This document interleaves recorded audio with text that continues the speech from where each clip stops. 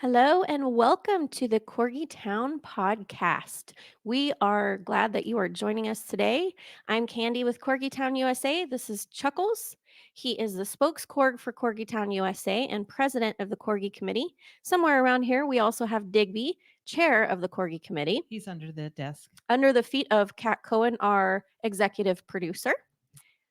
So today we have a very special guest. Very, very special. Yes, I've been so excited about this. We have Kelly McLemore. She's the co-creator of Corgi Beach Day, and anybody who knows anything about corgis knows about Corgi Beach Day, and I've probably been. I have not yet because I'm a new corgi mom. So Yeah. soon, very soon, I'm sure. Yeah, you will. We're gonna take Digby. We'll see how he. That'll probably wear us both out. Oh my goodness. Trying to just chase him and Keep up with my son. Yes. yeah. So none of my current corgis have actually been to Corgi Beach Day. Okay. I had Lilo and Zelda. Lilo was my first corgi. Yes. He loved Corgi Beach Day. He was a social corgi. He was. He loved to be around the people. He loved to be around the dogs. He loved to be at the beach. He loved all the just the minutia, the funsies. Yep. And then I took Zelda once, and that was my little girl that I lost in 2015. She liked it too. She wasn't as crazy about the water, but she did like being around all the fun. And then I took Chuckles to San Diego. Okay. Just a few months ago for the first time. Not a fan of the beach. Didn't like the sand, didn't like the water. Yeah, no, in August of 2020, I took Digby to the beach. Did not like it. Not even a little. There were other dogs there though? No. Other He dogs? just didn't like the water. Yeah. I don't understand that because I like the water. So Yeah. well, Well, I'm his mother. I mean, he should like the water. I'm his mother. take after you. That's right. That's right. Well, Chucky, yeah, we went to the dog beaches. So Right. he loved being around all the other dogs and then all the other people, but he didn't love the water. So it'll be fun to actually take him to Corgi Beach Day where all the other corgis are in the water. And I think he'll probably forget about it if he starts chasing them. Right. Okay. Because he would do that and he would get to the shore and he'd be like, water, what's that? That's funny. But Hammer and Booger, my other rescues, they've been to the beach. They've been Okay. to San Diego. They have not been to Corgi Beach Day. So I think that's going to be maybe our plan when it comes back is that we'll take Digby and Chuckles and Hammer and Booger. It won't be chaos and pandemonium at all. No, not even a little bit. Why is that? Oh, there we go. Do we have our people? Okay, so without further ado, we are going to bring our guest on. Yes. So we've got. I'm excited. I'm excited to find out about this thing they call Corgi Beach Day. I've heard so much about it. Yeah, welcome, Kelly. Hi guys, how you doing? Thanks for having me. Yeah, we're good. Thank you for being here. We're so super excited. And yeah, Kat is a new corgi mom. I am. And what happened was Digby is he my fifth rescue? I've lost track. I've had 6 corgis. 4 have been rescues. He's my 4th rescue. Okay. Because I fostered. And then he was with us for a while. And then when Kat met him, they just fell in love. We fell in love. And so I took him home. I stuffed him in my purse and I snuck him out the house and took him home. Yeah, no, that's not Digby. What purse? Yeah, exactly. Duffel bag. Exactly. He's a little bit bigger than Chucky, but anyway, so she's a new corgi mom. So she's been learning all about corgdom and all of these quirky things that us as corgi parents know about. So we just have some questions for you. Yeah. As I understand, Corgi Beach Day helps one of our favorite rescues. That's Queen's Best Stumpy Dog Rescue out of Southern California. Am I correct there? Yes, we do. They are a great organization. We met them. We started Corgi Beach Day in 2012, and they would come every time. We got to know Susan and Mike. They're a married couple that runs QBSDR. And at the time, they just had 1 or 2 dogs. They were in, I think, a 1-bedroom apartment, and they were running this little rescue out of their apartment. And we were like, we need to partner with a corgi rescue that we can support and be our one corgi rescue that we tell all the Corgi Beach Day people to support. They'll be like our go-to rescue if, people are having problems with their corgis. There's a lot of corgis that get surrendered for various reasons. I could probably spend a whole time talking to you guys about that. But we love them. We became friends with them, and we approached them and said, hey, let's work together so that you guys can be the official rescue partner at Corgi Beach Day. and they do great work. And now they live out in Acton, which is a town like just outside of LA. They have a huge property there now. They're out of that 1-bedroom apartment in Hollywood. They have like I think 25 corgis in their care right now that they're helping. Wow. They've 25 grown corgis? exponentially, as we have. So yeah, it's Yeah. crazy. But the operation up there, anybody that's in SoCal that has an opportunity to go volunteer with them, I highly recommend it because they could always use the help. They have a Of course. wonderful operation. They're great. We love them. That's amazing. I'm gonna jump in. What are some of the reasons that corgis get surrendered? I mean, I know that there's sometimes you move and the place that you move to, any animal, you can't have animals. There's so much going on in the economy, but what's specific to a corgi? And I ask that question because I know that we have listeners that are thinking about corgis, Hmm. and I'd really rather have them know, Be informed. yeah, Yeah. before they get the corgi. So what are some of the reasons? Well, I think, corgis have exploded on social media just probably over the past decade. So people think they're cute. I got a corgi because I always thought they were cute. Then I learned about the breed, made sure that it was going to be the right fit for us. But I think a lot of times they adopt or rescue or, get a puppy and they think that it's just going to be cute, easy to train. And they're very smart. They can be very mischievous. They are herding dogs, so they need an activity. Right. They're, very active. So, sometimes there can be, if there's another pet in the house, we've seen people that want to surrender their corgi because of aggression between the corgis. Because they Um, have to be the boss. Yeah. yes, and people not knowing that they have to be the boss in the house, and Right. they're always like, "Well, I don't want to do discipline with my dog. That's mean." But it's actually they crave it, they need it, and They do. people just don't know the skills how to do that. So as a result of that, people they give up. They are like, "My dogs are fighting. I have to give up the corgi," or "I just don't know what to do anymore." So unfortunately, there's a lot of people that try to surrender their dogs because they just don't have the proper tools to train them. Yeah, Th- that's true. And sometimes I think I like to give people the benefit of the doubt, but I think sometimes they don't often appreciate the reality of what the commitment looks like. Right. Mhm. And that's both my girls. I got lucky with Hammer as a rescue, but both of my girls that I've rescued were in very, very poor situations. They were neglected, stuck outside. Both of them had to be potty trained and they were adults by the time I got them. Oh, yeah. They were malnourished. The booger was riddled with flea. It's just, and I don't know that people, I would like to think in my heart that people aren't cruel on purpose, Mm-mm. that maybe there's that those people that say, "Oh, I'm going to get a dog. It's going to be great." And they're like, "Well, I don't have time. I'm working." And, "Well, she'll be fine. She has a Mhm. yard." And then they stick them out there and it's really bad for them. Yeah. And so I think, yeah, I think that happens too. That So, happens. and we're definitely pro rescue here. And I wouldn't have Hammer if it weren't for Right. QBFD. I always mess up the acronym, so I just say Queen's Best. Yeah. But if it weren't Queen's Best, if it weren't for Queen's Best, I wouldn't have Hammer because he wound up as a Craigslist Oy. posting. Yeah, and Mm. sometimes they wind up being bait dogs when they're Yeah. Craigslist, and so it's really scary. And the guy didn't know. He was living in a van and it just I don't know what happened in the situation. He used to have a home and a yard and he didn't wind up in the rescue, but Queen's Best posted about it. They said, "Hey, there's a corgi on Craigslist." And the Oh, guy wanted someone in Arizona because he was in Quartzsite, Arizona, which is a few hours from Phoenix. yeah. And so I ended up talking to him and I ended up getting Hammer and he's wonderful He and is Oh, so good. he is a really? sweetheart. He's Yeah. precious. Yeah. So if it weren't for them, I I would have less corgis. And I've actually been talking to them about another one because I can't stop. I have a problem. She has a We all huge do. We problem. all do. Yeah, that OCD One. is real. One. My problem is with the chickens. I just keep getting more and more chickens. Well, they give you eggs though. Yeah, I know, but I'm one person. How many eggs can I have? I'm good with one corgi. I really am good with one corgi, one cat, one corgi. But Digby's kind of worth 3 though. yeah, he is worth 3. He's got the personality of 3, but it's the chickens that I have a problem with. It's called So chicken math. so you understand where I'm coming from. Yeah.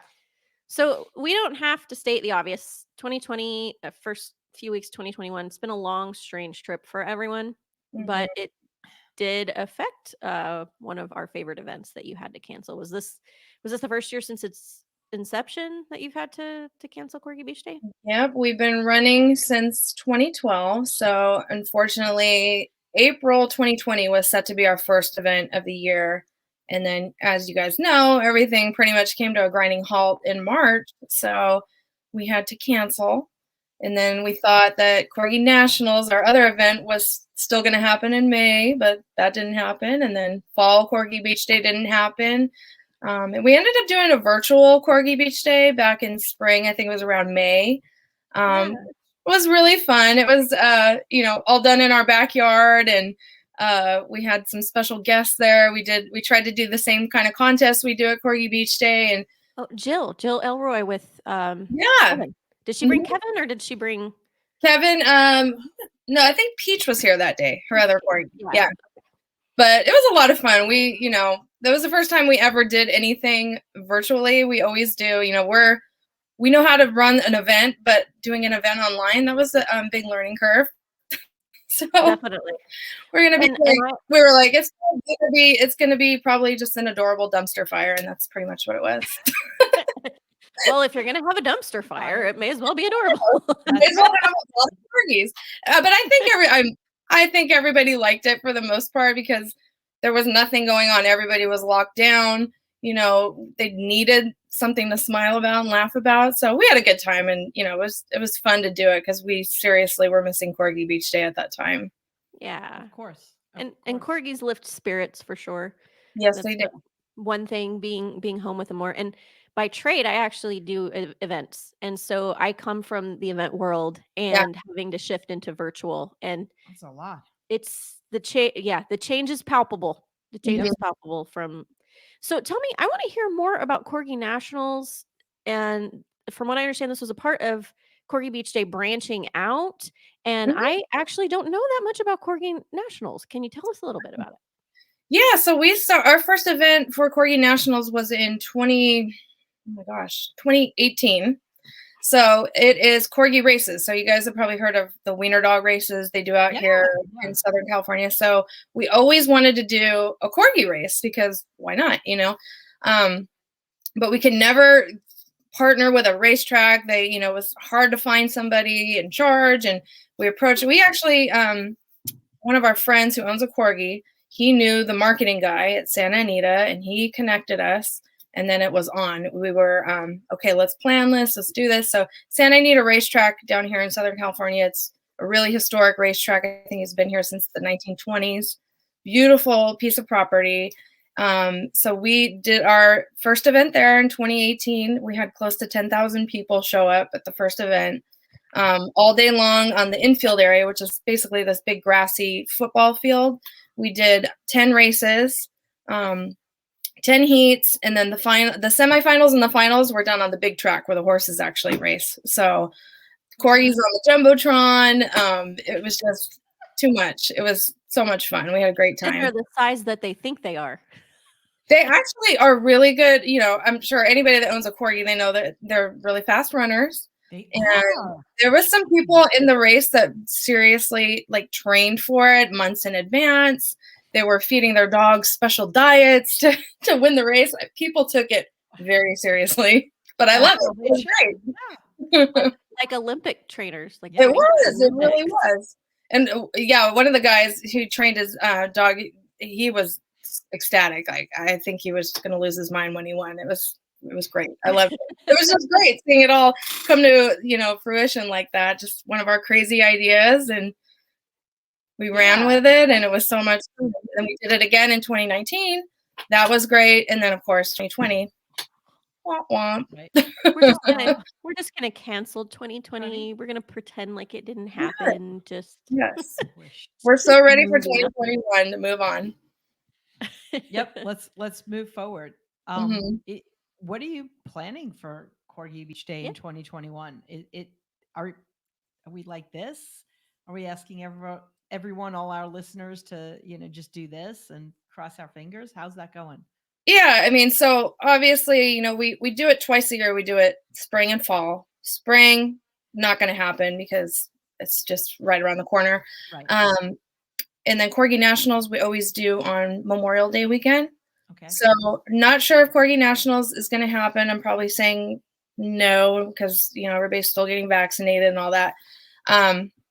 But fall, we already have the dates reserved with the city of Huntington Beach. So we're moving ahead with fall, October 26th, Saturday, October 26th, because all signs are pointing to that events will be back by then. However it looks, we're going to make any type of precautions that we need to do, but we need to get back on the beach and we're ready for it. So officially we're on for October 26th, barring any closures again, which hopefully that doesn't happen, but we're ready to move forward. And we're working on a virtual Corgi Nationals that will be around about May. So stay tuned for that. How are you going to race? How is everyone going to race their corgis virtually? Well, we secured a location. So we're going to, we have all the racing boxes and the, people are ready to race. So we're going to film it. We're going to film each heat, and then the finals, we're going to air that virtually. So we're still working on everything right now as it's coming together, but I think, we weren't ready to go another year without it. So we said, let's do it virtually because that's going to be fun to watch online, just like I guess maybe Corgi Beach Day virtually last year was. So we'll do it again. Oh, well, I'm excited for that. I wish I would have gotten Zelda into races because Zelda was so fast. And Yeah. the really unfortunate part about that was because she was a rescue. She's like a wild animal. And so anytime she would get away from you, it's like, oh, I have to go catch her. So if somebody would come out, she was a door darter. So if people would come over and open them, oh, don't let, oh Oh gosh, yeah. okay. Let me strap on my running shoes and go catch her. And I mean, you talk about a quest for adventure with Right. that one. So, I think I missed you Yeah. said 2012 was kind of the inception. How Mhm. did this get started? I think how did you come up with this idea and this vision and how did this come to you? How did this get started? Well, it all started with Mr. Pickles, and at the time he was a younger dog. Now he's gonna be 14 next Wow. month. Next month already, he's gonna be 14. So that was our only corgi at the time, my husband Dan and I, and we were struggling with him because he had gone through some surgeries. He tore his ACL because he used to catch frisbees all the time, and one day he tore his ACL, and he went through about 6 or 7 surgeries because, long story short, the ACL surgery that he got was done by this vet. It got infected. Nobody could figure out where the source of the infection was coming from. And then we took him to all these vets. They had to keep, operating, trying to figure out what was going on. And then finally they figured out that he had MRSA. He had a MRSA infection in his leg. So, we were close to losing him, thank God, but long story short, he was finally healing. We took him to the beach and we were like, he's been out of commission for so long. It was almost, I think, a year and a half.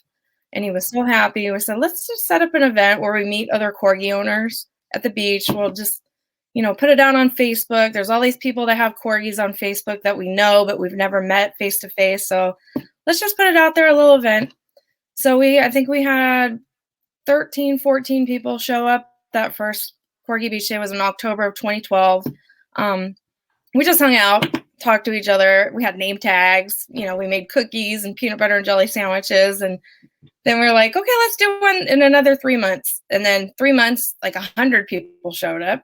And then 3 months after that, we had 500 people show up. And then it just kept like steamrolling into this thing that we never imagined was possible. And then, we started making stickers. We used to have a sign-in booth where people would literally, like 200 deep, wait in line just to sign in and let us know how many corgis they brought that day, because we used to count how many corgis were there. Once we hit 1,000 corgis, we just stopped counting altogether. Yeah, I mean, That's amazing. it got bigger and bigger and bigger, probably bigger than you Yeah. ever imagined. Yeah, and then we started, let's get some food trucks. Let's, start getting booths here. We always sold our merch there too because that's how we made money to pay for the event. And then, help donated some of it back to Queen's Best too. So yeah, it just became this thing where now it's events, food trucks, sponsors, vendors. So it's a thing. And, at that time we were going kind of rogue with the city. We would just kind of set up and hope that nobody came to slap our hand. And then finally Huntington Beach came along and said, you guys got to make it official now. So everything's run through the city, with permits, and we have to lay down, sidewalk on the sand, and it's a whole production, but we love it. We've met so many great people, and it's just been great. We love doing it. It's truly wonderful. We love it. Well, I'm so glad that you've done that. So thank you. I mean, because you've created history. Yeah. You've made history with this. You have. I mean, Mhm. it's a big thing. I'm trying to think the last time I was there, it would have been with Lilo, and Lilo was 15 and passed away 2 years ago. And so I know that I want to say it was maybe 2016 or 2015 that I was there. And then the last one, or so it was 2018. 2018, I was going to go, but that was when I picked up Chuckles because I had these rescues and I wanted another pup that I could raise from a puppy and have learn from the best dog in the world while I still had him. Yeah. That was Lilo. So I had did research on breeders, trying to find responsible breeders that do all the genetic testing, and I was on a wait list, and so Chuckles was ready, and I picked him up on Corgi Beach Day of 2018 from Southern Manor Corgis, and Oh, so okay. yeah, so they were. Is it Brianna? Brianna, she was there, so she's like, you'll have to pick him up. I won't see you. I'm going to be at Corgi Beach Day. I was like, oh, I almost went, but I'm getting my puppy today. So Aw. yeah, so that was Chucky. But so tell us about I love that name, by the way. Chuckles. Chuckles. Yeah, it's very fitting for him. They say when you name a corgi that's how they end up becoming, and it's very true because he is a trickster, he's a jokester, he's a conquistador. That's what I call him. Oh, what's this? It's Aw. mine. This is mine too. This is also mine. Nope, not yours. But He does that. he's very sweet. Like, he's a conquistador, but he's very sweet. He's very very funny. nice. But I want to hear. I'm so glad that you got Mr. Pickles through all of that. My goodness, Yeah, what an emotional roller coaster I that know. must have been. It really was. I'm going through that with Booger, where we don't know what's wrong with her. She had some swelling in her paw. We've done just x-rays and blood work and can't figure out what it is, but she doesn't want to put weight on it. We know she has some arthritis, but she was so poorly cared for early in her life that we kind of expected this with her. Right. But Mhm. she'll limp, and then we'll kind of get her, okay, she's doing better. We have her on the medication. I'm giving her treatments, and now she's limping on the other side. And it's like I just Frustrating. have no idea what you do Mhm. at a certain point. But please tell us about Mr. Pickles and Choppy. Tell us about their personalities, about how you got them. I want to hear more about your corgis. Well, Mr. Pickles, let me see if I can turn the camera down. He's sleeping right next to me. So you guys can see him. Ah, Oh, look at that little corgi butt. there he is. He sleeps a lot, but he is very active. So that's Pickles. And then Chappy, he's not going to move. I'll bring him up in a minute. So we got Pickles, ages ago. I wanted a corgi very badly, and we found him online, before I knew to check out breeders and all that. We had him flown in from Oklahoma. He was the last guy. He was the last corgi left on the ranch. I guess they couldn't get rid of him, so he was the last one left, and he was at a discount price. So we always call him the discount internet corgi that made it big because he was nobody wanted him, and I saw that smile on, I don't know, it was like Puppy Find or something like that, and I said, "That's the one. That's the corgi." So we got him, and he has been wonderful. Like I said, we used to frisbee. He was a frisbee dog before he got hurt. He's super smart. He probably knows more words than a 2-year-old toddler. And he's always there smiling. Always if you've seen him at Corgi Beach Day, he'll just walk among the crowd and get his pettings from everybody. A couple times he's wandered off, and we find him like in a vendor booth somewhere hanging out. So He's socializing. he's a good guy. Yeah. Yeah, so we love Pickles. He'll always be our heart dog. He'll always be our number one corgi, and he's gonna be That was my 14. Lilo. Yeah, Yeah. and Lilo came from Oklahoma too. Oh yeah, Yeah. yeah. I think it's a big corgi breeding ground or something. Well, we've talked about this on the podcast about trying to find the right breeders and things. But to your point, that long ago, we didn't know that much about DM. Mm. That wasn't really a thing yet. That awareness on the right way to breed and the wrong way to breed. I think we've gotten better with practices. I never shame anybody for that because it's education. And Yeah. especially 15, 16 years ago, 14 years ago, we didn't really know. It's only been within the last probably 8 to 10 years that genetic diseases you can avoid if the right testing. And so sorry, I Yeah. didn't mean to railroad you there, but No, it's okay. I totally agree with you. We try to educate people too that, make sure we don't ever recommend any breeders because everybody needs to do their own research because we get so many people asking us, which breeder, I want to get a puppy. Which breeder do you guys recommend? We don't recommend any. You just do your research, make sure you're checking for all this. Watch this YouTube video. We always want to educate people. So now I just went off on a tangent, but my fault. It is an important tangent. Yeah. Yeah. And we would love to have you on again as well if you're open to it because you're one of the experts also. But we talk about that a lot on the podcasts about I'm the same way. I don't want to recommend any one or two breeders. But I do want people to know about the genetic testing because I think it's the way they rate it is good, better, best. Yeah. If you're testing for hips and you're testing for eyes and so we'll do more episodes on that, finding the right breeder, and we'd love to have you as a panelist on that. Yeah, sure. Definitely. So Chappie. So Chappie. Sorry. Chappie. I'm going to try to coax him with a treat. Come here. So Chappie is totally 100% different than Pickles. We got him. Hold on. Chap, come here. It's Chappie. Hi, Chappie. Oh, look at that beautiful face. Yeah. So smoochable. He's a very nervous corgi. We got him through somebody had messaged us on Facebook and said, hey, I'm a Marine and I'm getting stationed in Japan and I need to get rid of my 1-year-old corgi. Can you help? And at the time, I would usually just refer them to Queen's Best.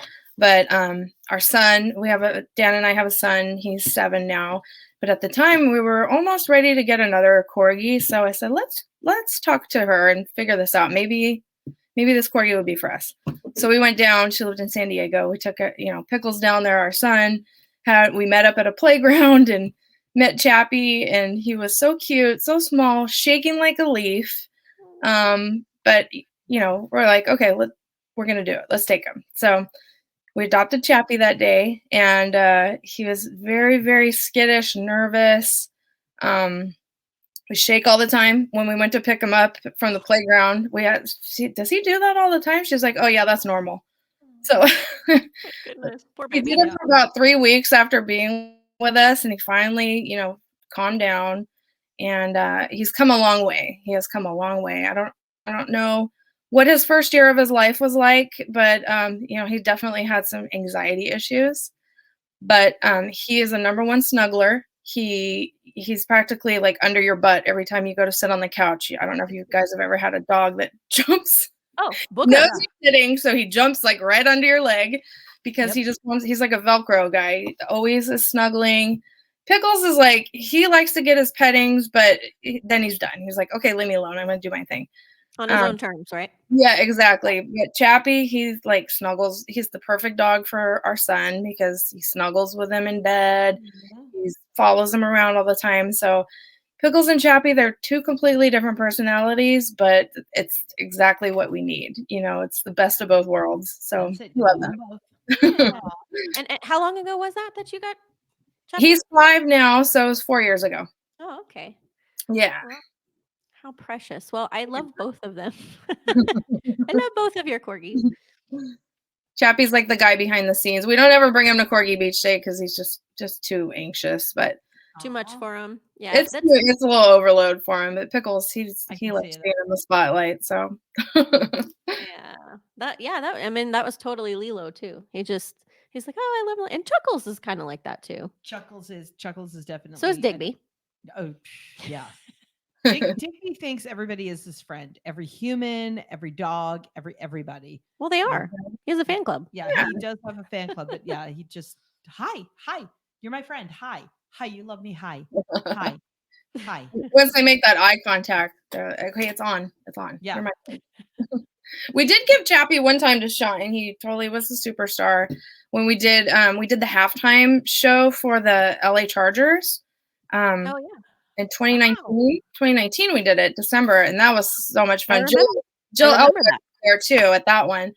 But Chappie's a super fast runner, so we brought him that day, and he ran from the 50-yard line all the way down. He was the only dog that stopped halfway and turned back around. All the other dogs, he totally froze. But yeah, that was a fun day when we did that halftime show for the Chargers. That was I miss not being able to do that this year, but hopefully we'll be back next year in the new stadium out here, the SoFi Stadium.